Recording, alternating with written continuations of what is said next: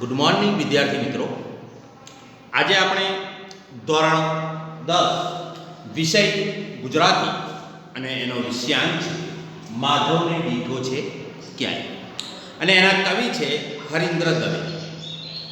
તો વિદ્યાર્થી મિત્રો, આનાથી પહેલાં આપણે ધોરણ 10ના 1 થી 8 ચેપ્ટર સુધીના વિડીયો યુટ્યુબ પર મૂકેલા છે ને આપ સૌએ એને નિહાળેલા છે અને જોયેલા છે. હવે આપણે 9મું ચેપ્ટર માધવને દીઠો છે ક્યાં એ આજે આપણે ભણીશું. ધોરણ 10 વિષય ગુજરાતી, ચેપ્ટર નંબર 9 માધવને દીઠો છે ક્યાં ને એના કવિ છે હરીન્દ્ર દવે. તો વાત આપણે એમના કવિની કરીએ તો થોડો કવિ પરિચય મેળવી લઈએ એમનો, અને ત્યાર પછી આપણે આ કાવ્યને આપણે આગળ ભણીશું. તો સૌથી પહેલાં એમના કવિની વાત કરીએ તો હરીન્દ્ર દવે, જેમનો જન્મ 19/9/1930 થયો હતો અને એમનું અવસાન 29/3/1995. તો એમનું પૂરું નામ છે હરીન્દ્ર જયંતિલાલ દવે. તેમનું વતન છે ખંભરા, જે કચ્છમાં આવેલું છે, અને એ વ્યવસાય એક સારા પત્રકાર પણ હતા. કવિતા, નવલકથા, નાટક, વિવેચન, નિબંધ જેવા વિવિધ ક્ષેત્રોની અંદર એમણે સાહિત્ય રચ્યું છે ને એનું ખેડાણ પણ કરેલું છે.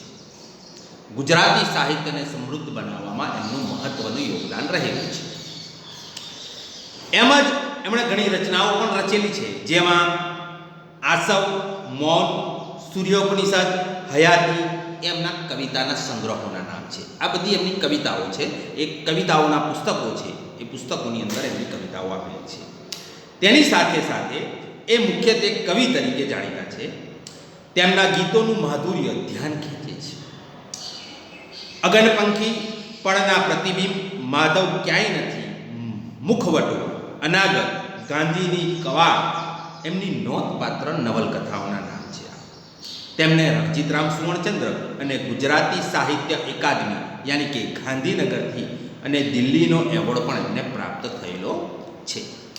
હવે અહીંયા વાત કરીએ છીએ માધવને દીઠો છે ક્યાં. તો આ જે ગીત છે એ વિરહ ગીત છે. કયું ગીત છે વિદ્યાર્થી મિત્રો? વિરહ. પણ આપણે અત્યાર સુધી કૃષ્ણના જેટલા પણ કાવ્ય આપણે ભણ્યા છે, બધા જ કાવ્યની અંદર આપણે કૃષ્ણ અને રાધાની વાત સાંભળી છે, કૃષ્ણ અને ગોપીઓની વાત સાંભળી છે. પણ આ પહેલું કાવ્ય એક એવું છે જ્યાં કૃષ્ણ અને વાંસળીના સૂરની વાત સાંભળવાની આપણને મળે છે. આપણે કૃષ્ણ લીલાના ઘણા પદો ભણી ચૂકેલા છે, કૃષ્ણ વિરહના ભણી ચૂકેલા છે, કૃષ્ણ ભક્તિના પણ ભણી ચૂકેલા છે. આજે કૃષ્ણ વિરહનું, અને એ વિરહ નથી રાધાનો કે નથી ગોપીઓનો, આ વિરહ વાંસળીના સૂરનો છે. તો એનું અહીંયા વર્ણન આપણે કરવામાં આવ્યું છે. તો આ જે કાવ્ય છે માધવને દીઠો છે ક્યાં, આ ગીતનો આરંભ જ ક્યાંથી થાય છે? એક પ્રશ્નથી થાય છે. ને પ્રશ્ન કયો છે? માધવને દીઠો છે ક્યાં. અને આ પ્રશ્ન પૂછનાર કોણ છે? કે નથી રાધા, કે નથી કોઈ ગોપી, કે નથી કૃષ્ણની 8 રાણીઓ. આ પ્રશ્ન પૂછનાર બીજું કોઈ નહીં, પણ આ પ્રશ્ન પૂછનાર છે વાંસળી. અહીંયા આ વાંસળીની એક ગોપીનું રૂપ બતાવવામાં આવ્યું છે. જેવી રીતે ગોપીઓ કૃષ્ણને શોધે છે, એવી જ રીતે આ વાંસળી એના સૂર કૃષ્ણને શોધે છે. એને વાચા આપી છે, એને બોલ આપ્યા છે. કૃષ્ણ સાથે અવિભાવ જોડાયેલી આ વાંસળી કૃષ્ણથી વિખૂટી પડી ગઈ છે, અને કૃષ્ણની શોધમાં એ સૂર માર્ગની ધૂળને, યમુનાના વહેણને, ઘણા બધા એને આ પૂછતી આગળ વધતી જાય છે.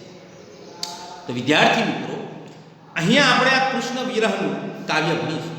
તો આ કવિતાનો આપણે થોડો ઘણો સાર જાણીએ કે આ કાવ્ય શું કહેવા માંગે છે, આ કાવ્યનો સાર શું છે, એનો મતલબ શું છે, એનો અર્થ શું છે, એ આપણે અહીંયા જાણીએ.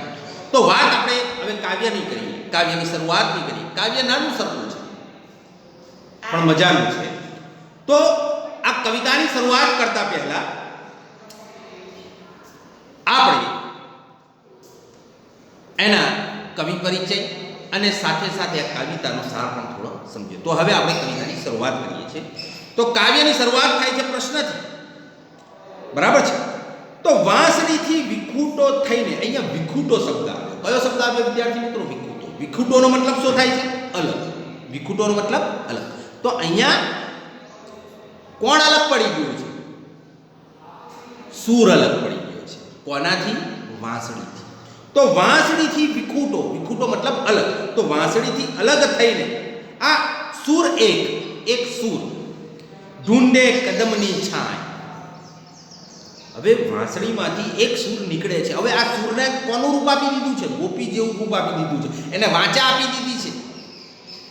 તો એ સૂર એ વાંસળીમાંથી નીકળીને જાય છે અને કોને ઢૂંઢે છે? ઢૂંઢે મતલબ શોધવું. ઢૂંઢેનો મતલબ શું થાય છે? શોધવું. તો એ કોને શોધવા નીકળ્યો છે? કદમની છાંય. હવે કદમની છાંયને કેમ શોધે છે? તેનું કારણ એ છે કે કૃષ્ણ જ્યારે પણ વાંસળી વગાડતો હોય છે તો એ કદમના ઝાડ નીચે ને કદમના છાયાની અંદર બેઠો બેઠો વાંસળી વગાડતો હોય છે. એટલે વાંસળીનો સૂર શોધવા નીકળે છે. કોને? કૃષ્ણને. અને ક્યાં આગળ શોધવા નીકળે છે? કદમની છાંય પાસે. એટલે કહે છે આ કદમ શું છે? એક વૃક્ષનું નામ છે જેના ઉપર બેસીને કૃષ્ણ વાંસળી વગાડતો હોય છે. તો અહીંયા એ વાંસળીમાંથી સૂર છૂટો પડીને એ કદમની છાંયને શોધે છે. એ છાંયડાને શોધવા જાય છે અને છાંયડાને શોધીને પૂછે છે કે તમે મારા માધવને દીઠો છે ક્યાંય? કે તમે મારા કૃષ્ણને જોયો છે ક્યાંય? આગળ પછી કદમની છાંય પાસેથી કોઈ ઉત્તર નથી મળતો, કોઈ જવાબ નથી મળતો. ત્યારે એ આગળ જાય છે. માર્ગની ધૂળને ઢંઢોળીને પૂછે છે. માર્ગ એટલે રસ્તો. માર્ગ એટલે રસ્તો. અત્યારમાં પાકા રસ્તા છે પણ એ વખતમાં ન હતા. એ વખત તો ધૂળિયા રસ્તા, માટીના રસ્તા. તો એ વાંસળીમાંથી છૂટો પડેલો સૂર એ રસ્તાઓની ધૂળને ઢંઢોળીને પૂછે છે. ઢંઢોળવું યાની કે હલાવવું. ઢંઢોળવાનો મતલબ શું છે? હલાવવું. તો આ જે શબ્દ છે એ સાંભળજો તમે. ઢંઢોળવું યાની કે હલાવવું. તો માર્ગની ધૂળને ઢંઢોળીને પૂછે. કોણ પૂછે છે? પેલો સૂર જે કોનાથી છૂટો પડેલો છે? વાંસળીથી છૂટો પડેલો છે. જે વાંસળીથી છૂટો પડેલો સૂર પહેલા જઈને કોને પૂછે છે? કદમની છાંયને પૂછે છે. ત્યાંથી કોઈ ઉત્તર નથી મળતો. ત્યાંથી એ આગળ જાય છે અને કોને પૂછે છે? પેલા માર્ગની ધૂળને, માર્ગના રસ્તાને, એ ધૂળને પૂછે છે હલાવીને કે મારા માધવને દીઠો છે ક્યાંય? કે મારા કૃષ્ણને તમે ક્યાંય જોયો છે કે છે? ત્યાંથી પણ કોઈ ઉત્તર મળતો નથી. યમુનાના વહેણ તમે મૂંગા છો કેમ? ત્યાંથી આગળ જાય છે. કોણ? પેલો સૂર વાંસળીથી છૂટો પડેલો છે. ત્યાં એને કોઈ જવાબ નથી મળતો, કોઈ સાંત્વના નથી મળતી, એના પ્રશ્નનો કોઈ ઉત્તર નથી મળતો. એ ત્યાંથી આગળ જાય છે પેલો સૂર. અને ક્યાં જાય છે? પેલા યમુનાના કિનારે. હવે એને માધવને ઢૂંઢવા માટે આ સૂર તો નીકળી ગયો છે. પહેલા કદમના વૃક્ષની છાયાને પૂછ્યું. કેમ? કારણ કે કૃષ્ણ ત્યાં હોઈ શકે પણ ત્યાંથી કોઈ ઉત્તર ન મળ્યો. ત્યાંથી પછી કૃષ્ણ જે રસ્તે જતો હોય છે એ રસ્તાને પણ પૂછી જોયું, એ રસ્તાની ધૂળને પણ પૂછી જોયું, તો ત્યાંથી પણ કોઈ ઉત્તર નથી મળતો. પછી એ ક્યાં જાય છે? યમુનાના કિનારે, યમુનાના વહેણ પાસે જાય છે. કેમ? કેમ કે કૃષ્ણ ત્યાં હોઈ શકે. કારણ કે કૃષ્ણ ત્યાં બેસીને ઘણીવાર વાંસળી વગાડતો હોય છે. એટલા માટે પેલો સૂર છૂટો પડેલો છે એ સૂર યમુનાના કિનારા ઉપર જાય છે અને પેલા એના વહેણને પૂછે છે કે યમુનાના વહેણ એટલે જે યમુના વ્યક્તિ હોય ને એના વહેણને પૂછે છે, એના નીરને પૂછે છે, એના પાણીને પૂછે છે કે યમુનાના વહેણ તમે મૂંગા છો કેમ? મૂંગા મતલબ ચૂપ કેમ છો? કેમ કશું બોલતા નથી? અને રાધાની આંખ કાં ઉદાસ? અને રાધા ગમગીન કેમ છે? ઉદાસ મતલબ ગમગીન થઈ ગયો. કે યમુનાના વહેણ તમે મૂંગા છો કેમ? કેમ તમે ઉછળકૂદ કરતા નથી? કેમ તમે કશું બોલતા નથી? કેમ તમે મસ્તીમાં નથી? તો એનો મતલબ એ થયો કે કૃષ્ણ અહીંયા આવેલો નથી. અને રાધાની આંખ કાં ઉદાસ? તો એનો મતલબ પણ શું થયો કે રાધા પાસે પણ કૃષ્ણ છે. વાંસળી રાધા પાસે પણ જાય છે. રાધા ખુદ ઉદાસ હોય છે તો વાંસળીનો એ સૂર સમજી જાય છે કે કૃષ્ણ રાધા પાસે પણ આવ્યો નથી, કે નથી આવ્યો એ યમુનાના કિનારા ઉપર. કેમ? કારણ કે એ વહેણ પણ એકદમ શાંત વહેતા હોય છે. જો કૃષ્ણ એ યમુનાના કિનારા ઉપર આવ્યો હોત તો એ નદીના વહેણ ઉછળતા ને કૂદતા હોત, મોજમાં હોત. અને જો એ રાધા પાસે આવ્યો હોત તો રાધા પણ ખુશમાં હોત. પણ અહીંયા તો ઊંધું છે. જ્યારે સૂર રાધા પાસે જાય છે તો રાધા ઉદાસ થઈને બેઠેલી હોય છે, અને યમુનાના નીર પાસે જાય છે તો એ યમુનાના નીર એકદમ શાંત હોય છે. એનાથી ખ્યાલ આવે છે કે કૃષ્ણ અહીંયા પણ નથી આવ્યો. તો અહીંયા વાંસળીના સૂરે કૃષ્ણને ક્યાં ક્યાં શોધ્યો? સવાલ એ થાય છે વિદ્યાર્થી મિત્રો. તો એનો જવાબ પણ અહીંયા મળે છે કે કૃષ્ણને ક્યાં ક્યાં શોધ્યો? તો કદમની છાયા પાસે જાય છે, ત્યાંથી પણ એને ઉત્તર નથી મળતો. માર્ગની ધૂળને પૂછે છે, ત્યાંથી પણ એને ઉત્તર નથી મળતો. યમુનાના વહેતા નીરને પૂછે છે, એને પણ ઉત્તર નથી મળતો. અહીંયા સુધી કે રાધા પાસે પણ જાય છે તો ત્યાંથી એને ઉત્તર મળતો. તો કૃષ્ણ અહીંયા ક્યાંય નથી. કૃષ્ણનો સૂર, એ વાંસળીનો સૂર એટલો વ્યાકુળ બની જાય છે, એટલો વિરહોયેલો બની જાય છે કે કૃષ્ણને શોધવા આતુર બની જાય છે, આતુર વ્યાકુળ બની જાય છે. આગળ વહી જતી આ લહેરથી, વહી જતી આ લહેરથી વ્યાકુળ કરે છે અહીં. કે જે હવા, લહેરખીનો મતલબ અહીંયા હવા, કે જે વહેતી હવાઓ છે એને પણ પૂછે છે. પણ આ સૂર, વાંસળીનો સૂર, કે વહી જતી આ લહેરથી વ્યાકુળ, વ્યાકુળ યાની કે બાવરું બનાવી દે છે, ગાંડા બનાવી દે છે. કરે છે અહીં સરતી આ સાંજનો ઉજાસ, સરતી આ સાંજનો ઉજાસ. તો કવિ કહે છે કે વહી જતી પવનની લહેરથી સૂરને વ્યાકુળ કરે છે કે હવે કૃષ્ણ ક્યાં મળશે મને? હવે સાંજ પડવા આવી છે, કૃષ્ણ ક્યાંય દેખાતો નથી. અહીં સાંજનો ઉજાસ હવે સરતો જાય છે. કૃષ્ણ વાંસળીનો સૂર હવે આકુળ વ્યાકુળ બનતો જાય છે. બાહવરી વિભાવરીના પગલાની લાગણીથી, બાહવરી, બાહવરીનો મતલબ ગભરાયેલી, વિભાવરી, વિભાવરીનો મતલબ છે રાત. તો બાવરી વિભાવરીના પગલાની લાગણીથી રાત રાણી ઝાકળતી નહાય, કે રાત રાણી ઝાકળતી નહાય. તો બાવરી અને ગભરાયેલી રાત્રિના પગલાની લાગણીથી યાની કે એના સ્પર્શથી રાત રાણી ઝાકળતી નહાય છે. રાત્રિ પડી જવા તોય પણ હજુ માધવ મળ્યો ક્યાંય ના દેખાય. એ રાત્રિને પણ પૂછે છે, વહી જતી લહેરખીને પણ પૂછે છે, પવનને પણ પૂછે છે. વાંસળીનું સૂર આકુળ વ્યાકુળ બની જાય છે. શોધતા શોધતા રાત પડી ગઈ, કોઈ પણ હજુ કૃષ્ણ મળ્યો નથી. રાત રાણીના સાંજે જે સુગંધી આપતા રાત રાણીના પેલા જે ફૂલ હોય છે, એનો જે છોડ હોય છે, એને પણ જઈને પૂછે છે કે રાત રાણી જે ઝાકળતી નહાય છે એને પણ એ પૂછે છે કે તમે મારા કૃષ્ણને ક્યાંય જોયો, મારા માધવને ક્યાંય જોયો, કે મારા માધવને ક્યાંય દીઠો? તો એને પણ પૂછે છે. તો ત્યાંયથી કોઈ જવાબ મળતો નથી. મારા માધવને ક્યાંય જોયો તો એનો પણ જવાબ મળતો નથી. ત્યાર પછી તે આગળ જાય છે.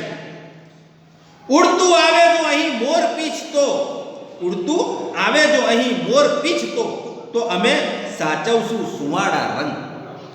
જો હવે જુઓ અહીંયા મોર પીછની વાત આવે. તમે કૃષ્ણનો ચહેરો કે કૃષ્ણનો તસવીર તમે જોઈ હશે કે કૃષ્ણના માથા ઉપર એક મોરપીંછનું પંખ લાગેલું હોય છે. તો અહીંયા વાંસળી કહે છે કે જો કોઈ મોરપીંછ ઉડતું ઉડતું આવી જાય, એમની કોઈ વસ્તુ પણ આવી જાય ને, તો અમે એને સાચવીશું. આવું કોણ વિચારી રહ્યું છે? પેલો સૂર.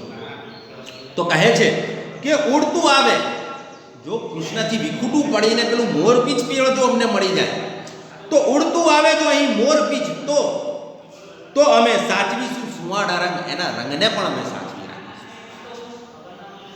તો અહીં જો મોરપીંછ ઉડતું આવે તો એના સુવાળા રંગને અમે સાચવીશું. મારી તે મોરલીના આભમાં ઊભે છે એક મયંક, કે જેવી રીતે કૃષ્ણના ચહેરા ઉપર પેલું મોરપીંછ, કૃષ્ણના માથાના મુગટ ઉપર પેલું મોરપીંછ ઊભી રહ્યું છે, એવી જ રીતે કૃષ્ણની વાંસળીના માથા ઉપર પણ એક મોરપીંછ છે. જો તમે જ્યારે પણ કૃષ્ણ વાંસળી વગાડતો હશે કે એનો વાંસળીવાળો ફોટો હશે તો એ વાંસળીના એક છેડા ઉપર મોરપીંછ લગાવેલો હશે. તો જેવી રીતે કૃષ્ણના ચહેરા ઉપર માથા ઉપર મોરપીંછ નામનો જે મયંક, મયંકનો મતલબ શું છે? ચંદ્ર. કે જેવી રીતે કૃષ્ણના ચહેરા ઉપર માથા ઉપર પેલો મોરપીંછ નામનો મયંક શોભે છે, એવી રીતે વાંસળીના માથા ઉપર પેલો મોરપીંછ નામનો મયંક શોભી રહ્યો છે. તો કહે છે મારી તે મોરલીના આભમાં, તો મોરલીના માથા ઉપર ઉગે છે એક શ્યામના તે નામનો મયંક, કે જેવી રીતે કૃષ્ણએ પોતાના માથા ઉપર મોરપીંછ નામનો મેઘ શોભાવ્યો છે, એવી જ રીતે મોરલીએ પણ પોતાના માથા ઉપર એ મોરપીંછનો મેઘ શોભાવ્યો છે. જળમાં તે તેજ એનું એવું રેલાય હવે, પાતાળે હરિવર પર ખાય. જળમાં તે તેજ એવું રેલાય હવે કે પાતાળે હરિવર. ફરી અંતે એ મોરલીનો સૂર થાકેલો, હારેલો, વાંસળીથી છૂટો પડેલો એ સૂર જતો હોય છે અને અંતે એને યમુનાના જળની અંદર, યમુનાના પાણીની અંદર એનું તેજ એવું રેલાયું કે જે યમુનાનું પાણી એકદમ તેજવાન થયું, સફેદ દેખાવા લાગ્યું, અજવાળું દેખાવા લાગ્યું. હવે પાતાળમાં પણ હરિવર કૃષ્ણ પર ખાય. તો એ વાંસળીથી છૂટા પડેલા પેલા સૂરને એવું લાગ્યું કે ચોક્કસ હરિવર હવે આ યમુનાના વહેણની અંદર છુપાયેલા છે, એના પાતાળમાં છુપાયેલા છે. મારા માધવને ક્યાંય જોયો છે? પાછા એ યમુનાના વહેણની અંદર એ તેજને પણ પૂછે છે કે તમે મારા માધવને દીઠો છે? તો અહીંયા આ કાવ્યની અંદર, આ ગીતની અંદર મોરલીથી છૂટો પડેલો આ સૂર માધવને શોધવા માટે અહીંયા ક્યાં ફરતો રહે છે, આકુળ વ્યાકુળ બની જાય છે. અંતે એને ક્યાં પરખાય છે? યમુનાના વહેણની અંદર જે પ્રકાશ દેખાય છે એ પ્રકાશની અંદર અને કૃષ્ણ દેખાય છે. તો વિદ્યાર્થી મિત્રો, આ કાવ્ય આપણું અહીંયા પૂર્ણ થાય છે. એનું સ્વાધ્યાય અને એના પ્રશ્નોના જવાબ તમારે તમારી નોટબુકમાં પણ લખવાના છે. એકમ કસોટી 4ની અંદર પણ તમારે આ પ્રકરણ પૂછાયેલું છે. તો તમારે આ પ્રકરણની ઘરે પણ પૂર્વ તૈયારી કરતું રહેવાનું અને વાંચતું રહેવાનું. એની સાથે સાથે જે પ્રકરણ 1 થી 12ની અંદર જેટલા પણ વ્યાકરણના એકમો આવેલા છે, વ્યાકરણ એકમ નંબર 1, એકમ નંબર 2 અને એકમ નંબર 3, તો એ વ્યાકરણના એકમો પણ તમારે ઘરે તૈયાર કરવાના છે. બરાબર છે? તો વિદ્યાર્થી મિત્રો, સારી તૈયારી કરજો અને સારું વાંચન કરજો. બરાબર? સમજ ના આવે તો તમે મને ફોન મારીને પણ પૂછી શકો છો. તો આપણે અહીંયા આપણું આ ટોપિક પૂર્ણ કરીએ છીએ.